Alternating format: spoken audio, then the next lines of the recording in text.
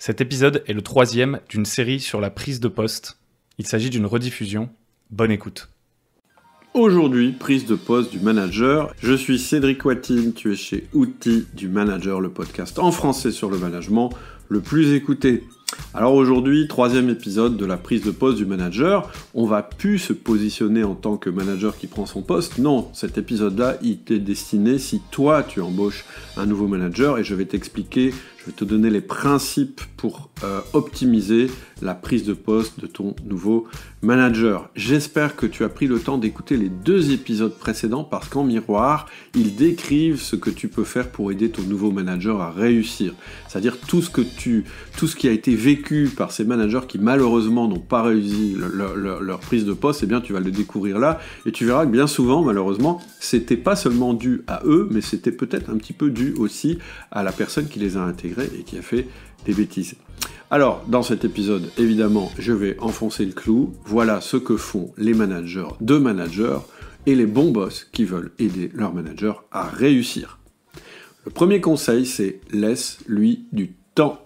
Je te cite Fabien qui nous dit « Lorsqu'on est dans le fil de l'action, on manque cruellement de temps pour s'assurer que l'accueil et la prise de poste se fait en douceur et dans les conditions optimales. De plus, sont confrontés 2 visions du management en fonction des générations notamment. » Ce que je vais te dire, c'est très simple et très clair. Je ne vais pas m'appesantir dessus, mais il faut vraiment que tu intègres ça. Il y a un truc qu'il faut absolument que tu intègres dans cet épisode de podcast, c'est que personne ne révolutionnera une situation en un mois. Pour retourner une situation, il faut plusieurs mois. Tu ne veux pas que ce soit spectaculaire, parce que si c'est spectaculaire, il y aura de la casse, et je dirais qu'il y a 10% de chances que ça réussisse. Si tu choisis le long terme, alors il y a 90% de chances que ça réussisse. Lorsque une nouvelle personne entre dans le circuit, et en particulier un manager, ce que tu veux, avant tout, c'est qu'il évite les erreurs plutôt qu'il bouscule tout. Avant tout, tu veux qu'il comprenne la culture de ton entreprise, qu'il l'intègre avant de commencer à changer les choses. Je vais prendre une analogie, je vais te dire ça pour que tu retiennes ça. Plus tu le laisses bâtir des fondations profondes, plus il aura de levier pour retourner l'équipe.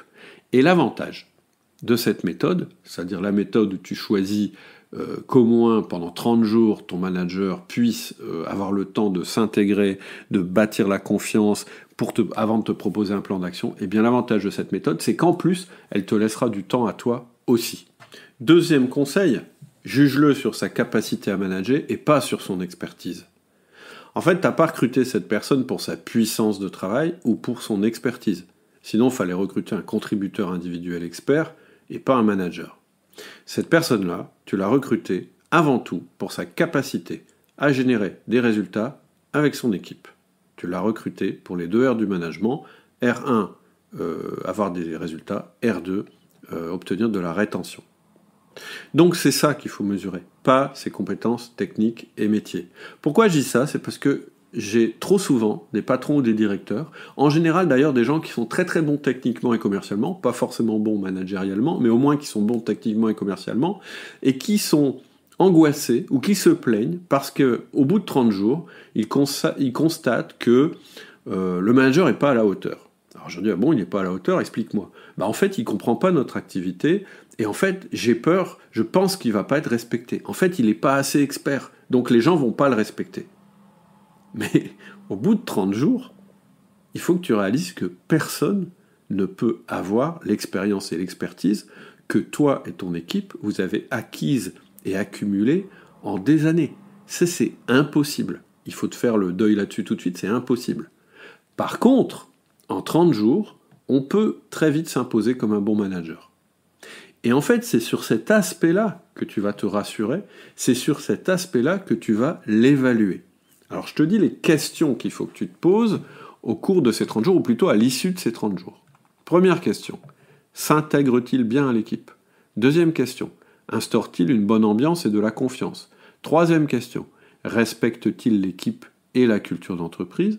4e question, a-t-il une bonne hygiène de travail, heures, stress, etc. Question suivante, sens-tu qu'il sera un bon relais pour toi ? Et dernière question, sait-il tirer parti de l'expérience et de l'expertise de son équipe? Si tu réponds plutôt oui à toutes ces questions, tu tiens la bonne personne. Et tu vois bien que ça n'a rien à voir avec son expertise ou son expérience. Parce que l'expertise et l'expérience, à de rares exceptions près, elles sont dans ton équipe. Et donc la personne, en fait, ce qu'elle va acquérir, c'est une expertise, une expérience horizontale, c'est-à-dire générale. C'est ça qui va lui permettre, effectivement, d'attirer le respect, etc. Mais avant tout, ce qui va lui permettre d'attirer le respect et d'être légitime dans l'équipe, c'est ce que je t'ai dit, c'est-à-dire plutôt des choses qui sont basées sur le R2 du management, la rétention, plutôt que des choses qui sont basées sur le R1 des résultats. Les résultats, ils ne seront pas là tout de suite, en tout cas pas les résultats chiffrés. Ce qui compte pour l'instant, c'est qu'ils s'intègrent. Troisième conseil, très simple. Tu lui demandes de mettre un système de management en place. Ça, c'est le conseil de Didier et je suis complètement d'accord. Quand je place une personne dans le rôle de manager ou d'animateur, je lui demande de mettre en place un système de management, routine du lundi, 1 à 1, SOR. C'est-à-dire, là, Didier cite des formations et je pense qu'il a 100% raison. Si ton nouveau manager te parle pas du tout de son système de management ou de quelque chose qui y ressemble, si il te décrit pas un système selon lequel il va manager, c'est pas un bon signe. Et ça, tu peux l'aider, tu peux lui demander d'écouter simplement ces 3 épisodes. Déjà, ça va l'éclaircir par rapport à ce qu'il doit faire pendant ces 30 premiers jours. 4e conseil, le présenter à l'équipe et lui assurer un soutien indéfectible. Je te cite le témoignage de Morinck. Lors de ma dernière prise de poste, je n'ai pas eu la possibilité de me présenter de manière formelle auprès des différents départements de l'entreprise. J'aurais aimé une introduction par le DG ou mon N+1, cela m'aurait semblé indispensable. Bah, c'est clair, en fait, si tu fais pas ça, c'est mal parti. Quand tu accueilles un nouveau manager, je te conseille de faire avec lui le tour de l'équipe pour le présenter, de lui expliquer l'organigramme, de lui expliquer le fonctionnement de l'entreprise, mais surtout, quand tu fais le tour de l'équipe, faire sentir sans équivoque que tu as confiance en lui et que ta volonté, c'est qu'il devienne un bon relais de communication. Il faut que tu sois très clair, il faut que tu dises des choses du style « Vous avez toutes et tous votre responsabilité dans la réussite de Pierre », si Pierre c'est le nouveau manager, sachez que je serai vigilant sur son intégration et particulièrement attentif. C'est-à-dire qu'en faisant ça, qu'est-ce que tu fais ? Tu ne dis pas « c'est juste la responsabilité du nouveau manager de bien s'intégrer », c'est aussi la responsabilité de ses collègues et c'est aussi la responsabilité de ses collaborateurs. C'est-à-dire qu'il faut quand même que tes collaborateurs à toi ou tes N-2 désormais sentent que s'ils mettent des bâtons dans les roues aux nouveaux, ça va pas te plaire. Parce que toi, ce que tu veux, ton objectif, c'est vraiment qu'il réussisse sa prise de poste. 5e conseil, qui n'est pas toujours évident d'ailleurs, écoute-le même quand cela ne te fait pas plaisir. Je te cite Julien. Je n'ai eu que des problèmes avec les managers qui font le tour de tes N-1 pour ensuite dire ce que tu as envie d'entendre. C'est-à-dire qu'en fait, ce que reproche Julien à des managers qu'il a embauchés et qui n'ont pas fonctionné, c'est finalement que ces managers-là, ils lui ont toujours dit ce qu'il avait envie d'entendre. Et finalement, ce qui va être intéressant pour toi, c'est que ton manager soit quelqu'un qui te dise la vérité. Mais pour qu'il te dise la vérité, il faut qu'il puisse te la dire sans générer chez toi une réaction négative.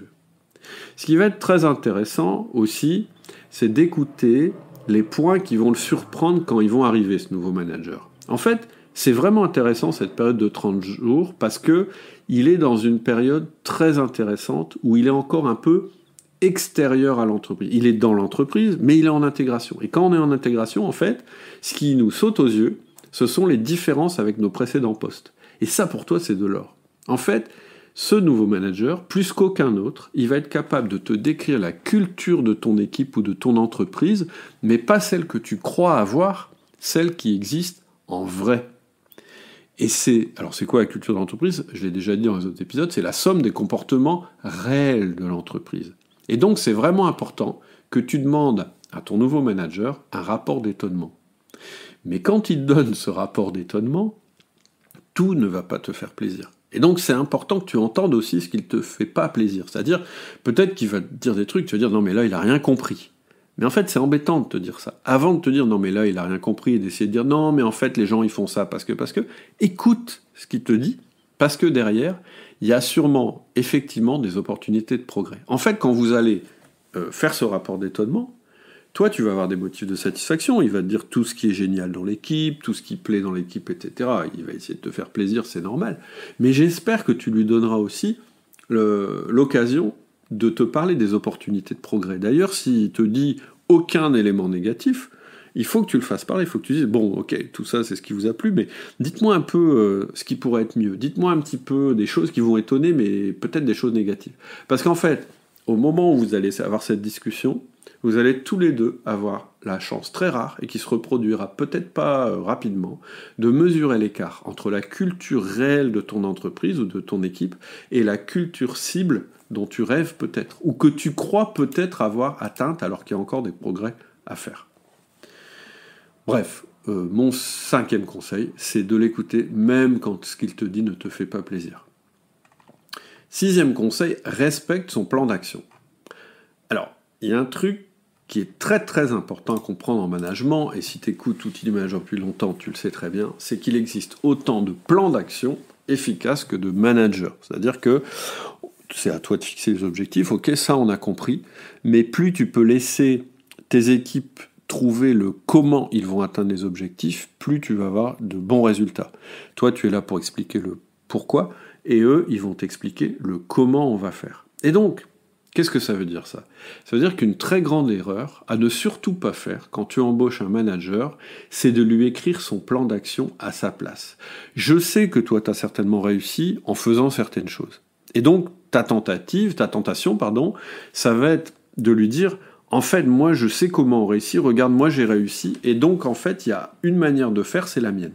Si tu fais ça, tout ce que tu fais déjà, c'est que tu lui montres que tu n'es pas un bon manager.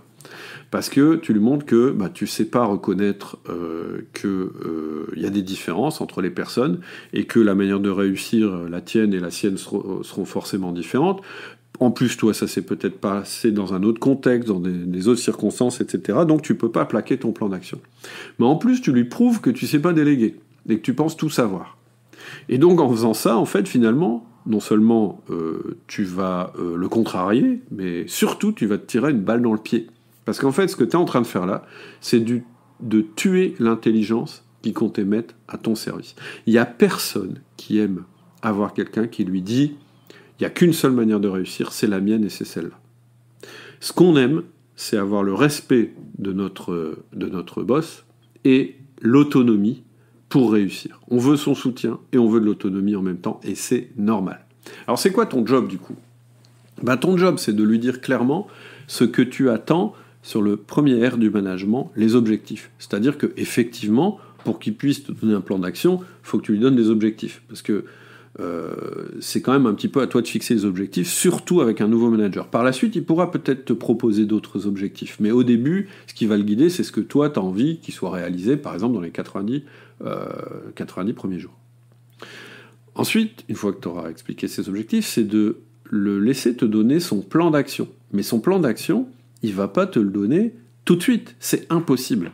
On en parle déjà depuis un moment. Il va falloir que tu lui laisses sa période d'observation la plus longue possible, minimum 30 jours, et plus si c'est possible. Parce que il aura tes objectifs en tête, et il aura aussi le temps d'observer le contexte, les circonstances, la culture d'entreprise qu'il a à sa disposition, et de construire la confiance avec ces personnes. Et en plus, ensuite, il pourra te proposer le meilleur plan possible. Ensuite, une fois qu'il t'a exposé ton plan, tu vas pouvoir lui poser des questions par rapport à ce plan. Mais tes questions, il faut faire attention, il ne faut pas qu'elles soient orientées du style « je pose la question parce que là, je pense qu'il se plante ». Non, il y a peut-être des choses qui vont t'étonner. Et donc, ces choses qui vont t'étonner, tu as peut-être envie d'avoir des précisions là-dessus, en particulier, si tu penses qu'elles bousculent ta culture d'entreprise. Si tu penses que, oulala, s'il fait ça comme ça, je veux être sûr qu'il va réussir. Et en fait, ce que tu veux, et là c'est vraiment ton job, c'est lui faciliter la tâche. Tes questions, elles doivent servir à lui faciliter la tâche. Comment tu peux lui faciliter la tâche ? Déjà, en validant son plan d'action, en le validant devant l'équipe, en disant « Pierre, il a un plan d'action, et voilà, je l'ai regardé, je pense que c'est un très très bon plan d'action. » En confirmant ta confiance en lui devant l'équipe, en disant « Là, Pierre, en me faisant ce plan d'action, il m'a montré qu'il était digne de confiance, et je pense qu'ensemble, vous allez réussir. » En lui donnant des moyens, c'est-à-dire que si tu peux lui donner des moyens qu'il te demande, eh bien fais-le. Si tu peux pas, eh bien dis-lui. Et ensuite, en le laissant tranquille, sans vouloir tout savoir, laisse-le agir, et des indicateurs, mets en place un reporting, mais un truc qui lui laisse de l'autonomie. N'essaye pas de tout savoir. En fait, il n'y a qu'un truc qui t'intéresse. C'est un, qu'il réussisse les objectifs que tu lui as donnés, et deux, qu'il le fasse sans foutre en l'air ton équipe. Voilà. 7e conseil, offre-lui un système. Ça, c'est intéressant. Alors, je vais te donner le témoignage de Pascal, parce que elle nous donne même son système pour permettre à ses collaborateurs qui arrivent de réussir. Quand je dis offre-lui un système, je ne te parle pas d'un système de management, offre-lui un système d'onboarding, c'est-à-dire montre-lui comment ça se passe un bon onboarding selon toi. Je te cite Pascal. Je voudrais te partager une de nos pratiques qui marche bien. Quand un manager arrive dans une boutique, qu'il vienne d'une autre boutique ou bien d'une autre entité du groupe ou bien même en externe, nous proposons un accompagnement dédié. Pour débuter, on le questionne sur son état d'esprit pour comprendre comment il aborde ce changement, pour vérifier qu'il a conscience de l'importance du changement qui le concerne et voir où il se positionne sur la courbe du deuil pour valider qu'il est dans sa phase d'acceptation. Ok. Ensuite, on passe sur un outil qui marche bien. On appelle ça le scénario catastrophe. L'idée est de focaliser sur tous les éléments qui pourraient mener au désastre. Rater son intégration en tant que manager dans la boutique, par exemple.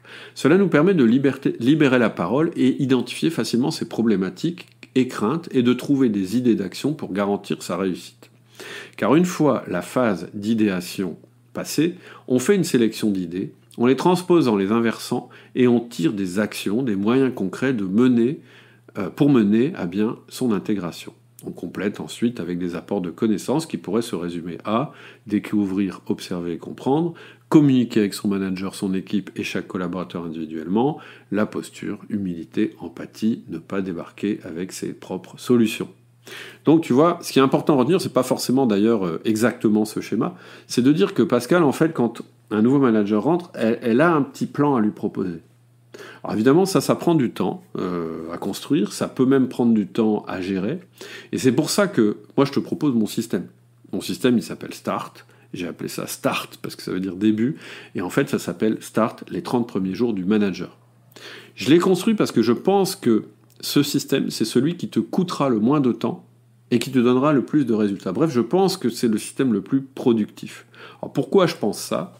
Premièrement, parce que tu n'as pas à expliquer comment ça marche. Je le fais pour toi. Il suffit que ton manager, eh bien, il s'inscrive et qu'il suive mon système. Ensuite, parce que ça va pas te prendre beaucoup de temps. En fait, tu as une première réunion à faire avec lui, mais c'est lui qui va la préparer, donc toi, tu n'as rien à préparer.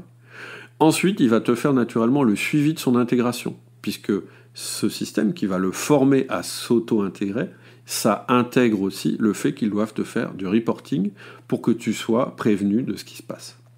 Et puis, l'autre avantage, c'est que tu es certain que ce système-là, il pose les bonnes bases du système de management auquel tu crois. Si tu écoutes Outils du manager, ce système, il est basé sur la confiance réciproque et sur le respect de la culture en place.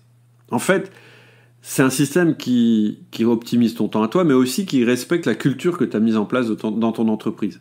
Mais c'est aussi un système qui t'assure d'avoir un plan d'action pertinent au bout de 30 jours, parce que tu as quand même fait venir un manager parce que tu as envie qu'il fasse évoluer des choses. Et en fait, tu auras passé peu d'heures sur ces 30 jours, mais tu seras sûr qu'à la fin, tu as un premier résultat qui est ce plan d'action. Donc si tu veux faire ça, moi ce que je te conseille, c'est de suivre le lien qui est en description. Du coup, tu vas recevoir une série de 7 mails que j'ai fait qui explique effectivement c'est quoi une prise de poste réussie et qui à la fin propose mon produit qui s'appelle Start, celui dont je t'ai parlé. Et ce que je te propose, c'est de regarder par toi-même et si ça te convainc, d'inscrire simplement ton prochain manager, celui qui va arriver dans ton entreprise et de le laisser faire. Parce que finalement, c'est lui qui va guider son propre processus d'onboarding. Et ça, il n'y a rien de plus agréable que d'avoir quelqu'un qui fait les choses à notre place. Voilà, je te souhaite une excellente semaine et je te dis à bientôt. C'est tout pour cet épisode, j'espère que ça t'a plu autant qu'à moi, mais j'ai adoré faire ça. Alors maintenant, je croise les doigts. En fait, je croise les doigts parce que j'espère vraiment que tu vas mettre en application les conseils et les principes que j'ai donnés et que tu vas réussir à faire réussir ta nouvelle recrue. Parce que ce nouveau manager que tu viens de recruter, t'as vraiment intérêt à ce qu'il s'intègre le mieux possible et à ce qu'il réussisse parce que à travers sa réussite, ça sera la tienne aussi.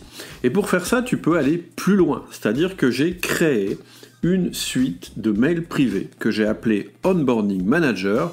Et là, on va aller un peu plus dans le détail. C'est-à-dire qu'on va commencer par étudier, c'est une étude de cas, on va étudier le parcours de 3 managers différents, Jean-Charles, Robert et Clémentine, et on va analyser les erreurs qu'ils ont faites et les réussites qu'ils ont eues. Ensuite, je vais te donner l'élément primordial pour réussir. Un truc sans lequel l'onboarding se passera forcément mal. Et je vais en profiter aussi pour te présenter ma nouvelle formation qui s'appelle Start, les 30 premiers jours du manager, qui décrit précisément ce qu'il faut faire jour par jour pendant les 30 premiers jours pour réussir son intégration de manager. Mais même si tu n'offres pas cette formation ou tu ne t'offres pas à toi-même cette formation à ta nouvelle recrue, inscris-la et inscris-toi aussi à ces mails privés qui s'appellent Onboarding Manager parce que ça mettra toutes les chances de ton côté et du sien pour que votre vie commune démarre le mieux possible. Donc je te donne rendez-vous tout de suite dans cette suite de 7 mail privé, Onboarding Manager, il suffit que tu suives le lien qui est en description. On va passer un bon moment, alors je te dis à tout de suite.